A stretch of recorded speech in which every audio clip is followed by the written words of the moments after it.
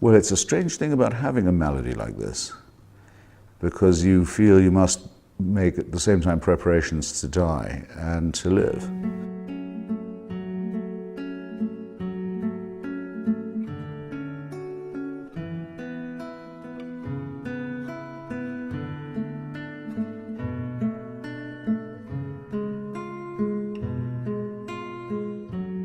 Tell me a little bit about how you discovered that you were sick.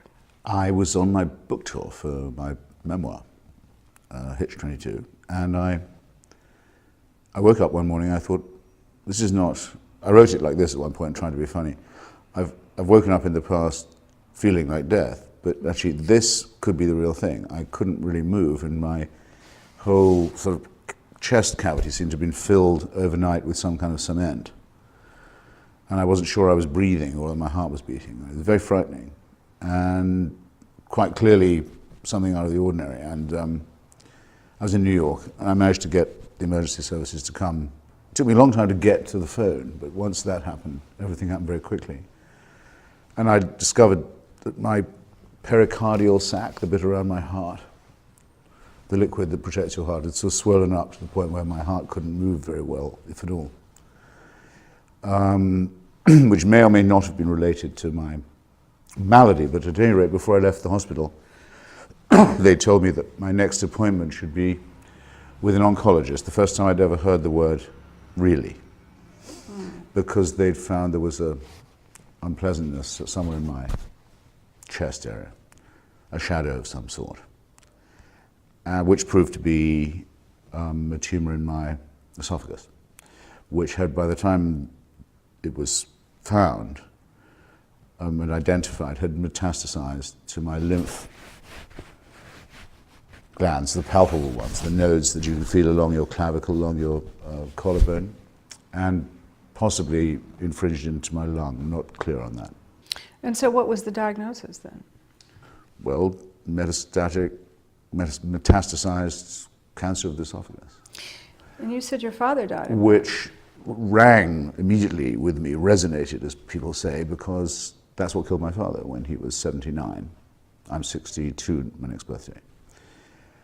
And like me, my father had been a fairly consistent smoker, mainly of a pipe. And he did his share with the bottle as well, but had never been ill until this happened to him, and was killed by it almost immediately. That was in a time when esophageal cancer wasn't very well understood, as it still is not, in point of fact. So it didn't take me long to find an oncologist, and for him to prescribe a course of chemotherapy for me. And as it was beginning, I thought I would just say to him, look, do you mind, I'm sure you get asked this a lot, what's a good result for someone like me? And what's a bad result? In terms of time, I'd like to be able to budget my time. That's the way I am anyway. And he said, you'd be surprised actually how many people don't ask. He said, I would prefer not to give you an answer until we've tried the therapy and seen if the chemistry works. But as if thinking that might sound like an evasive answer, he said, what I can tell you is if you hadn't come in and started this, you'd be dead in a very few months. So from that I judged that I had got it severely, and that it had taken up some kind of residence. All I can tell you about, I'm now on my I'm coming to the end of my fourth 3-week treatment. I can only take it every 3 weeks. And that the place I was feeling before, and he was feeling, the clavicle, the ones that can be palpated from the outside, have measurably shrunk. So he knows that the cocktail he picked of chemo was a good one. And I'm taking that as an encouraging sign. It's not good to have a cancer that can be felt from the outside, but if you can also, by that simple means, show that it's diminishing, that's something, I suppose. So what do you think? I mean, what do you expect? Well, it's a strange thing about having a malady like this, because you feel you must make at the same time preparations to die and to live. And the way I put it in my Vanity Fair article was, lawyers in the morning and doctors in the afternoon, my two favorite professions taking up my life. All I need is a priest now, and I have my three least. At least those I don't have to see. And so I have made a will, which I had never bothered to do before. And I've thought about what this might mean for my children, or will, and about my wife, if she has to become a widow early in life, relatively early in life. But at the same time, if I'm asked, do I want to go and debate Tony Blair on the relevance of religion to the Third World in Toronto in November, I say yes, I'm planning to be around. Do you think that in some way you might deliberately have been courting death on a subconscious level? Not courting it, no, but perhaps trying to look it more in the eye, more often in the eye than I would have done when I was in my 40s, yes. To sort of test myself, measure myself against it, sure. Were you afraid of it? I'm not afraid of being dead, if you see what I mean. I mean, because I don't think I'll be aware of the fact that I am not there. So there's nothing to repine about in that case. But the way I phrase it in the book is, look, it's not just that you're tapped on the shoulder and told, you have to leave the party. It's quite a good party. You have to leave. Bad enough, and you can't come back.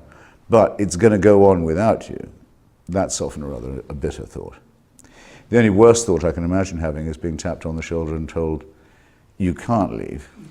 You've got to stay, and the party's going on forever. That would instantly abolish one's desire to stay around, of course. And I think helps to expose the false promise of eternity. But yes, the thought that one day an edition of the newspaper will come out, and with any luck there will be something about me in it, but I won't be reading it.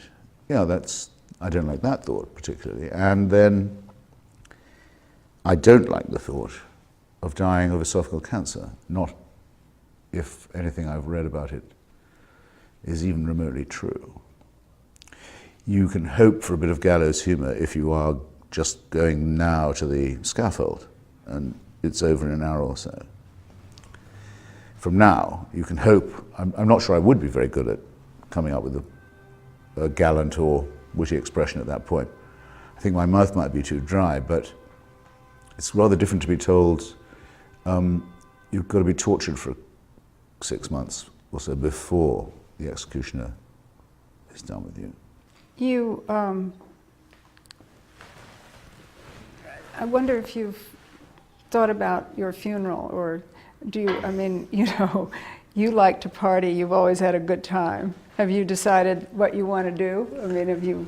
One of the things that Sigmund Freud says people like to do, but can't, is they try and picture their own funerals. It's a desire, I mean, everyone seems to have it and to have fantasized about it, but the fact of its impossibility doesn't stop people doing it.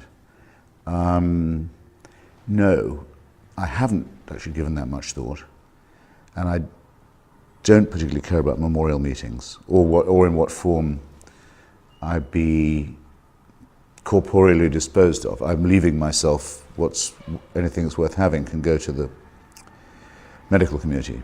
I mean, maybe my corneas would be some use to someone, or even just the cadaver is useful for dissection. So nothing of that kind bothers me at all. And I have been very lucky in one way, if you call it lucky. I've read a lot about myself while I'm still alive, since it was announced that I was possibly mortally sick. Either in the public prints. I mean, there have been editorials about my being sick.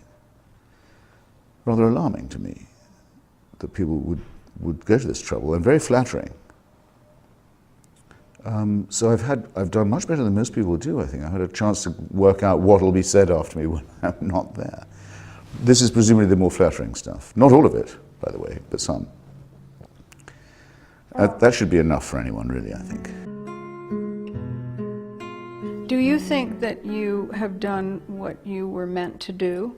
Do you think that you were put here on Earth to do something special, and do you think that you've accomplished that? I don't think I had a destiny, no. I'm not enough of a bullfrog to pump myself up to that level, but I've done better than I expected I would do. I would say that. I've written more, published more, which was all I ever wanted to do, than I thought I would. And it's been better received, and by more people, than I thought it would. And I've been very much buoyed up by emails and letters and other communications from readers to whom my stuff seems to have meant something. And so I don't feel that I've failed. But nor do I feel this comes at the perfect time to hang it all up either, no. I mean, is there something major that you want to accomplish or that you wish you had time to accomplish?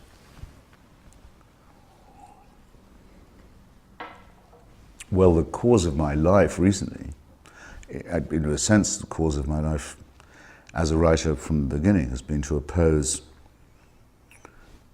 man-made delusions, the mind-forged manacles, as William Blake calls them, of superstition and religious totalitarianism. And I know well enough about that it's not a battle you can ever hope to exactly win. There are rounds of it that can be won, but it's something that's going to go on forever. It's innate in the human condition and personality to be having this argument. And I've hugely benefited from taking part in it. I've learned a lot from it. I'd love to be thought of as someone who's contributed something to it. But you could never say you've done enough, no. When did you get interested in religion?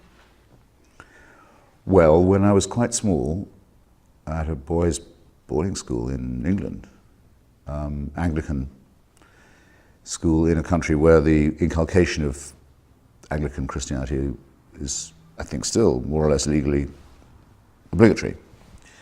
And the first things I realized about it were that I didn't believe the stories, but second, that it was being used as a kind of weapon of authority, true or not, that it was being used as a reinforcer by people who seemed to me not to have any special claim to be in charge.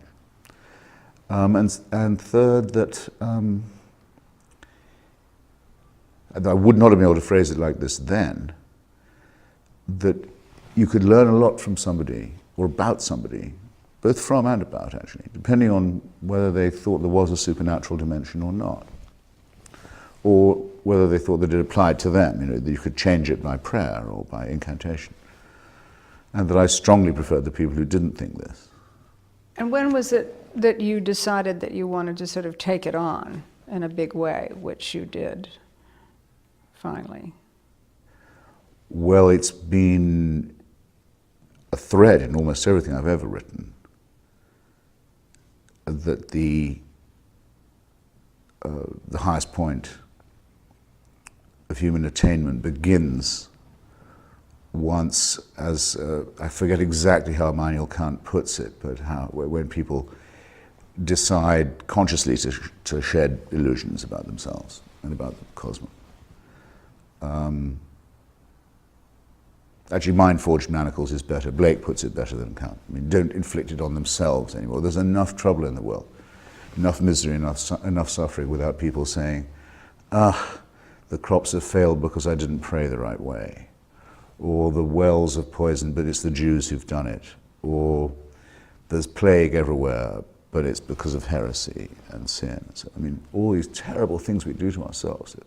There comes finally a point, there was a point before in 5th century Athens, and there've been a few other moments in Holland in the 17th century and elsewhere, but since then, well, let's say since the 18th century Enlightenment, where people have stopped doing that to some extent, in fact, where that's become almost common sense. I think that moment is underappreciated. We take it too much for granted. So defending it and its values and trying to advance them, crucial for me in everything I do.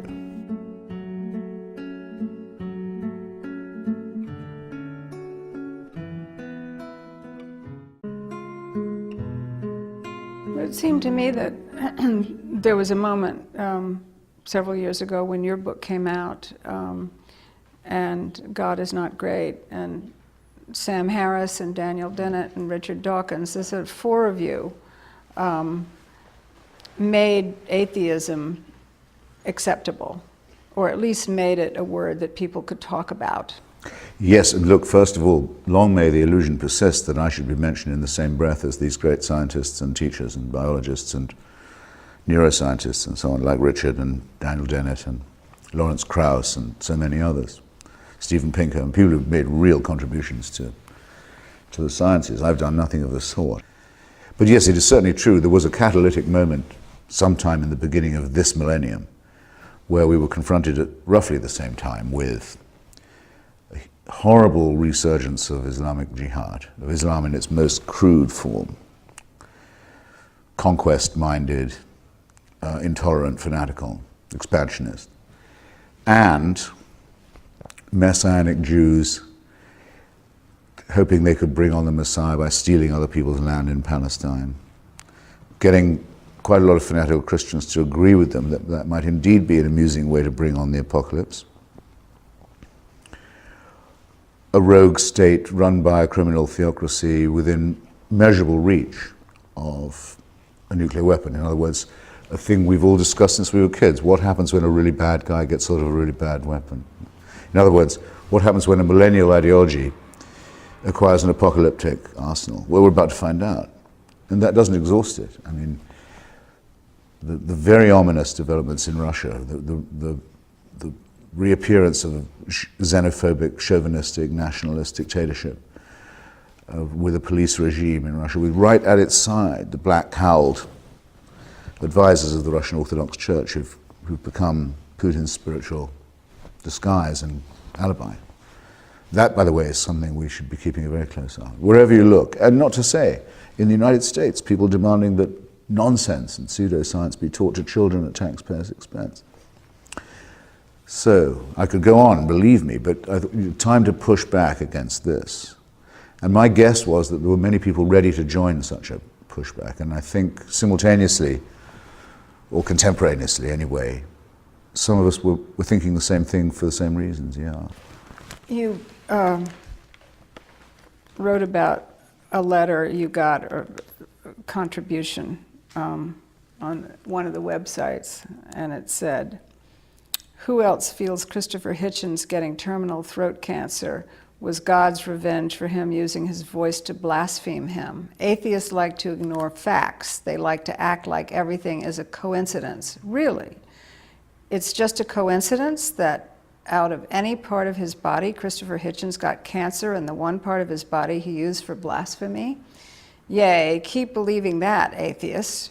He's going to writhe in agony and pain and wither away to nothing and then die a horrible, agonizing death. And then comes the real fun when he's sent to hellfire forever to be tortured and set afire." Yes. How do you debate somebody like that? Well, I don't think there's any debating people like that, but I, and of course most Christians I know take a rather pitying view of that kind of unpleasantness. But I would still say that until very recently, by very recently I mean a matter of decades, that was something like the official Christian view. You will reap as you've sown. God is not mocked. If you sin and if you don't repent, you will be punished now and in the hereafter. The guy is obviously not a super literate contributor, but he has the weight of most of the Christian centuries on his side. It's only very recently become possible to doubt things like eternal punishment, and by the Catholic Church it still isn't possible to doubt it. He's a bit too glib in saying that I get the cancer I deserve, because as I point out to him, I've blasphemed with many more organs than my throat. The cancer is actually in my esophagus, which is a narrow but deep distinction. And if everyone got the cancer they deserved, it would be observable, I think. I mean, Diego Rivera, great communist painter, got cancer in his penis, in fact died of it. But I don't think that was the main organ of his atheism, if you see what I mean. It can't always be that neat. Still, there are people who do think, if lightning hit me, you know, they would shudder a bit. They'd think, gosh. They wouldn't be able to help themselves. They would not be able quite to think of that as an event in the natural order. And if Christians give up completely on believing that, or Muslims, or Jews, or any other believers, they know, of course, God doesn't act in that way, then they've given up a lot, because all the years in which they taught people that God does intervene in the natural world and does supervise it, would be exposed as a fraud. Look, there's a reason why we do use words like transcendent or ecstatic, or, well, those will do. Numinous was another. No, okay, I'll say it again. There is a reason why we do need words like transcendent or numinous or ecstatic, and I couldn't do without the use of any of those. We've experienced them at sunset, as you and I did recently, with the sense of the end of the beautiful waning of the long day, especially often if it's accompanied by a change of season, or certain kind of music, perhaps, or a memory of a particular person. As landscape will do that, as will architecture. I wouldn't trust anyone who was looking at me bewilderedly at this point. Some people don't seem to feel this, but I think should. I guess my best example of how I believe that can be cherished and indeed refined, but it doesn't have to be part of superstition or the supernatural, would be the Parthenon, about which I wrote a book. There's a building which, if it was destroyed, would make me feel I might as well die. I can't imagine what the world would be like without the Acropolis and its centerpiece. And its symmetry, and its sort of music in stone, and all of it, and its placement, and all of that. But I no longer care, and nobody does. In fact, we don't really even know what the cult of Pallas Athena was. The religion that animated it is gone. Athenian imperialism is no more. You don't have to be nostalgic for it. So the Eleusinian mysteries are mysteries to us. We don't know what they were. I doubt they were all that impressive. So the great cultural task, it seems to me, is preserving what is divine, what is inspirational, transcendent about the human achievement, while rather guarding it from supernatural and superstitious claims. I think that's a cultural achievement one could spend a life working on.